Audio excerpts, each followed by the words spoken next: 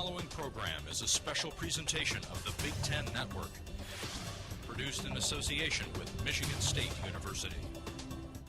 Welcome to MSU Today. I'm Jim Peck. Here's what's coming.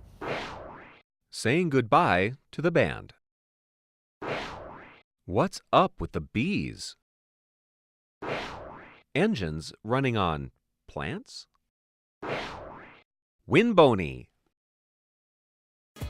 It's the last game of the regular season for the band. Time to play, time to say goodbye. I'm a senior this year. It's my 4th year in the band. Yep, last year. Yeah, senior section leader.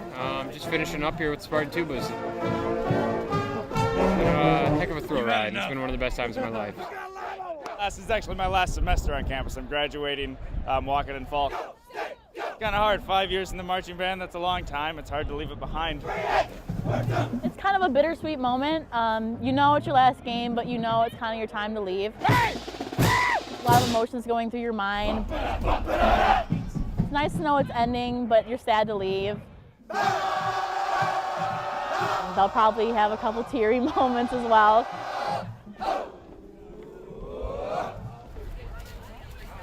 Today we're playing Purdue. Go State, beat Purdue. It's kind of a big game. We're hoping to be 9-2 today. 9-2? 9-2. Well, this is the trombone tailgate. They provide breakfast or lunch for them, so they have morning practice, they come here, get a snack, and they get ready for the game. There's nothing happening. This is a regular day. Exactly. Go State, go! This is a normal Michigan State football game. We do not respond to any of these questions. Another win, and everything is absolutely normal. Pay no attention. Should be very exciting. Should be very exciting. Yes. Doesn't faze him any. He's too young. Go State, go! Not yet. We'll see how the night goes. 4 o'clock tonight, 5 o'clock tonight, it'll be emotional. We'll all be emotional. So. We'll spend some time with the guys, and it's one last time to have some fun. So, last game day in Spartan Stadium.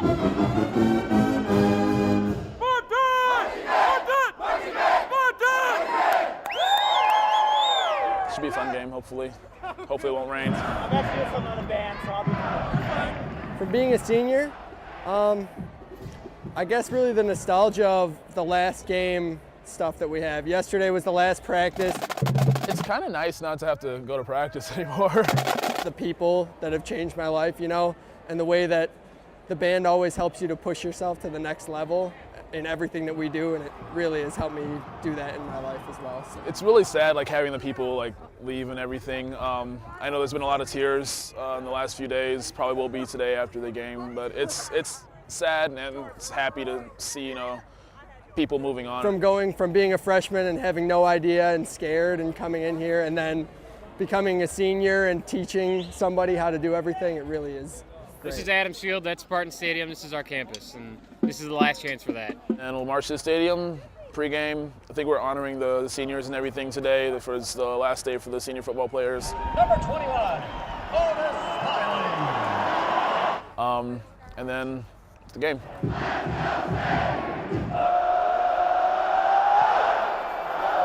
Bittersweet. I'm living it up, trying to live it up as much as I can, but it's so bittersweet because this will be the last time. So, but I'm just trying to enjoy it and live it to the fullest because I know it'll be the last time.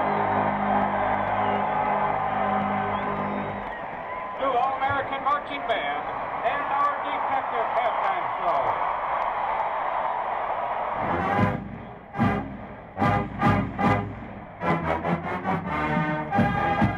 That was like as good as it's gonna get. Like the first weekend, it was incredible. We open with Bon Jovi. I don't know who was there. Last halftime show with my best friends. This is the greatest drum major this university has ever had and will ever have. But it's kind of sad also because, I mean, I won't be seeing as much of everybody that I see every single day, but I mean, hopefully we'll still hang out, so. I'm Ed, and everyone loves him. Nice to meet you. My pleasure. There's a professor ranking system online. He's number one. It's his 20th year as director here, and he's done a lot of great things for the band. So we're going to set up some stuff for him, little thing on the field, and there's a little movie for him and things like that, and some nice words from a lot of people he's worked with over the years. John Madden, there's no question you are the best band director in the entire nation. John T. Madden, in commemoration of his 20th season as director of the really humble, so he's probably going to be a little bit embarrassed by it, I feel like. So He's done a lot of great things for MSU and for the marching band. That was a big surprise. That was like, I've worked with those guys a long time, so very nice of them.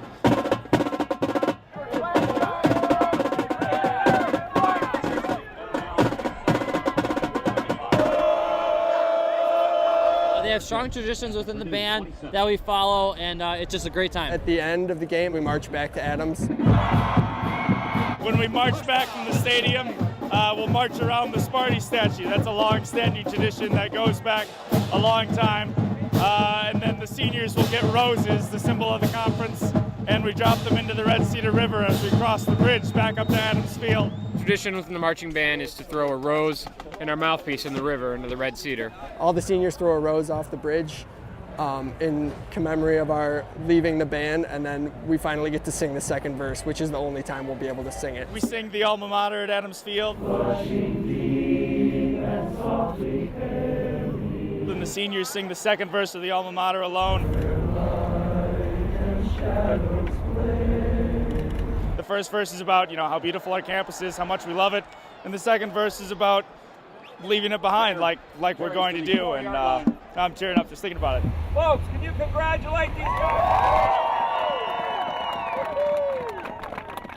And it's hard to leave behind the campus, hard to leave behind all this atmosphere, but I think I'm ready to move on, ready to become a real person, get a real job. Yeah, I'm with him, and I feel like I've enjoyed my 4 years here.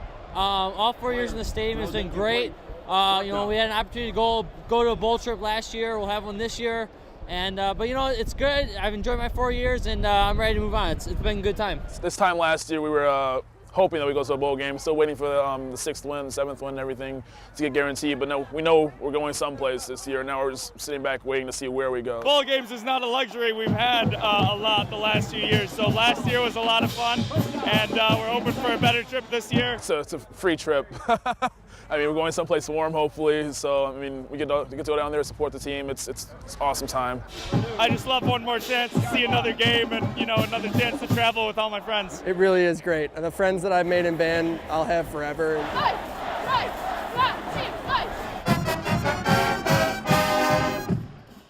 A lot of the food we eat would disappear if not for bees. The problem is, bees seem to be disappearing. If you like to eat, and who doesn't like to eat, thank a bee. Bees help keep our crops alive by moving pollen from one flower to another so plants can produce the food we eat. If you add it up, and bee experts like MSU's Doug Landis and Rufus Isaacs have added it up, we have to thank bees for about a third of the food we eat. But lately, there's a kind of a buzz over the fact that honeybees are disappearing. And we've seen in recent winters maybe 20 to 30% reduction of the national number of honeybee colonies. So that gets people concerned about how will we pollinate the crops. Honeybees are actually not native to the U.S. They were brought in from Europe to help plants grow better. There are lots of native bees as well, and while their numbers have been declining a bit, they're in relative abundance. Researchers here at MSU are trying to figure out how to lure more of those native bees to farms. So that we can make farmland more suitable for them, provide growers and farmers with advice on what they could do to their farms to make them more suitable for bees. And by doing that, we hope that the farmers are, in the long term, still able to pollinate their crops, even if there's a decline in honeybees or some of these other potential problems continue into the future. Isaacs and Landis and other entomologists at MSU have known about the bee shortages for years. But talk about the effect on food supply is something that's been showing up in the news, so greater attention is being paid to bees. There are also global components to bee decline, something research in these labs is digging into.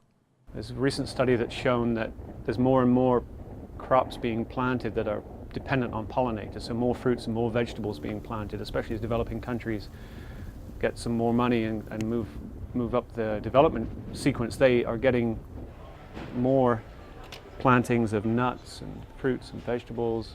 Coffee is even pollinated by bees as well. And so these crops are higher value. They can get more return for it, but they have to have the bees there to pollinate it to get that value. So, there's going to be more and more need for bees to pollinate these crops. So when you hear about bees being maybe under threat, that definitely gets people's attention.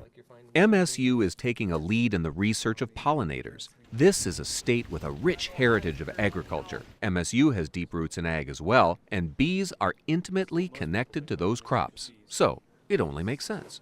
Well, we have a very strong entomology department. I'm a little biased, but we have a lot of entomologists here, and many of us work with specific commodity groups, sectors of our agriculture. When you look at Michigan fruit crops, most of which are dependent on pollination, that's about $300 million to the state's economy every year that's dependent on these bees, and about the same value for the vegetable crops. So you put those together and you can see that's a large part of our economy in the state that's dependent on pollination, and so we need to pay attention to make sure we can keep that going. We also have a few different labs in our department that work on pollination, honeybees, somewhat on the issues of biofuels and their implications for pollinators. So we've got a group of faculty and students and postdocs that are all working on these related issues together. The focus on biofuel also means a connection to the land, the plants, and, you guessed it, bees. Some of the crops used to make biofuel also just happen to attract bees. So you plant the crops for biofuel, you get the bees to show up. More bees mean better food crops as well. Win, win, win. Michigan State's a great place to work. It provides a lot of opportunities. I'm part of the Great Lakes Bioenergy Research Center. This is one of 3 Department of Energy funded research centers to really jumpstart cellulosic ethanol as a biofuel. And that provides a great platform for doing a lot of work. So one of our interests is, and I lead a group looking at what are the biodiversity implications of growing biofuels in agricultural landscapes. If we choose to replace as much as 30% of our liquid fuel needs with biofuels, which is the stated target of the United States, that means we're going to be growing biofuel crops on a lot of area of the landscape. And those crops will change landscape structure, and they might do that in positive ways or they might do that in negative ways. And so we're looking for win-win scenarios where we can grow a viable biofuel crop for Michigan and maybe other parts of the world that really adds to the ecosystem services that we also need to obtain from these landscapes. And those sorts of crops and efforts attract bees and bring some other added benefits. Through this project, we've been comparing corn, which is a current biofuel crop, to switchgrass, which is a native plant, and then we've been comparing both of those to mixed prairie, which is a habitat which would have predominated throughout much of southern Michigan. And we're looking at the biodiversity implications of that for plants, for insects, pollinating and predatory insects, for microbes in terms of those that are helpful in regulating greenhouse gas production. And birds, and, well, the list goes on. The more different kinds of crops you have, the healthier the lands, and that means more abundant wildlife.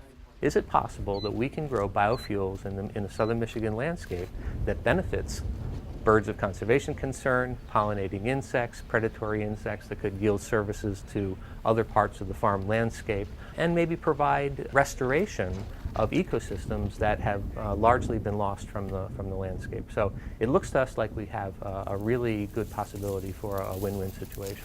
So that's something that we've put out through the web, through MSU's websites, and getting a lot of attraction from people around the world, from around the country, to come to MSU and see what have we done, and can they adapt that idea to their region of the country. Some of those projects are even going on around the world. It's a great time to be at MSU, and it's a great time to be involved in this. We're really, I think, really coming to grips with how we live on this earth in a sustainable fashion, and there's a lot of aspects to that, but it's fun to be involved in a small part of it. Someday your car could run on biofuel made from plants. MSU engineers are trying to make it happen. Mechanical engineers at MSU are hard at work trying to figure out the best ways to use biofuels, specifically biodiesel fuels, in engines. It's an optical diesel. We actually have a window inside the piston that allows us to see into the combustion chamber. We look at things like the spray mixing and the combustion quality, and this relates back to the biodiesels because we can see how these differ, maybe where some benefits are compared to regular diesel fuel. This optical diesel engine was developed here with support from the Environmental Protection Agency in Ann Arbor. These MSU mechanical engineers are also funded through major support from the Department of Energy. They're trying to figure out how to make these new plant-based fuels so they'll produce low levels of emissions with good efficiency. They work on the user end of the process and work together with their colleagues in chemical engineering at MSU who are handling the producer end. When the fuel's injected into the cylinder, we can see how the fuel mixes, and then we can also see the combustion inside. There are tremendous opportunities for growth in this area, and this would provide jobs for people all over Michigan and the United States because of the possibilities of large-scale use of these biofuels. It looked a little like the standard gas engines we're all used to were in peril as gas prices soared and the economy dove. But the idea of using biofuels has blown some new life into the automotive industry and research. That's exactly right. We have something like 450 million arable acres of land in the United States, but that only represents about 20% of the land in the United States. So there's a significant amount of other land mass that would be capable of producing biofuels that then wouldn't interrupt with the food supply. So that's one of our goals, to see what kinds of new biofuels can be developed that can be grown on, something other than the best farmland.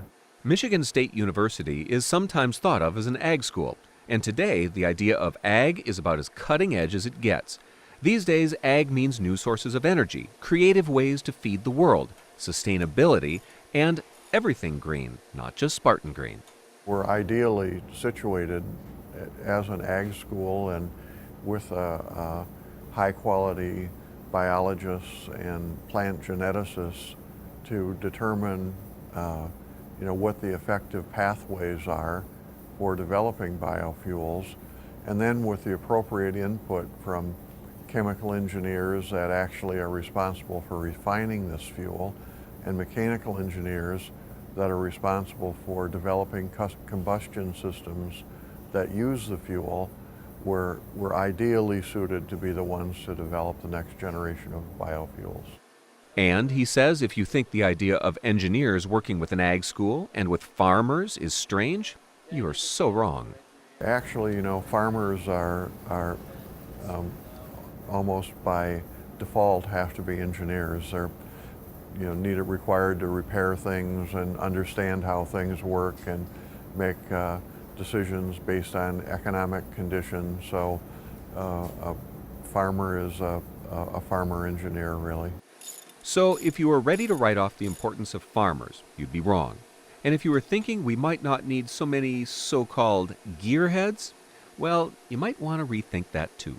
The beauty of my job is I've always been a gearhead, and I've always wanted to turn my gearhead into a decent job. So I get to work with both ends. I actually get to turn wrenches, and I actually get to see things that not too many people in the world have seen. We have fabulous graduate students here.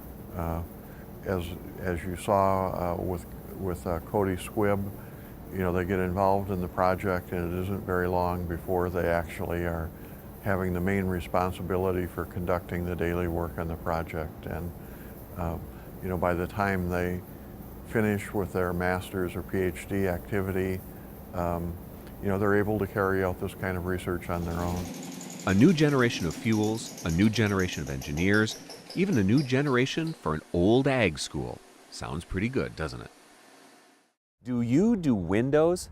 Our Shelley Childers found out that if you don't want to, there's a little gizmo invented right here that may help take some of the pains out of your chores. It's called the Windbony. I think we were actually in this lab one night and we're like, oh, this is totally like a Zamboni for a window. Totally like a Zamboni, but developed by a team of MSU engineering students. This little robot just won a big-time award. And the point of the project was to design a robot that could clean windows for someone who might have a disability and couldn't reach above the bottom part of a window. Windbony cleans so well, in fact, that it just won first place at a national competition. One of the fun things that we liked about it is that it was kind of an open-ended project. It said you have to clean a window, you can't touch anything but the glass, go to it. Without using any water, the battery-powered robot uses felt to clean. So the felt that's around the bottom edge, the force from the suction against the window allows the felt to clean the dots off the window. Suction power that's taken from the guts of a Dirt Devil vacuum. Did you guys have to buy an entire Dirt Devil and take it apart to get the vacuum? Just a couple. And how long did it take you to build the entire thing? So we had 1 semester to go from an idea to a full working prototype. But you won't find Winboni on store shelves anytime soon. For now, Winboni is resting its batteries next to its trophy, retired from competition.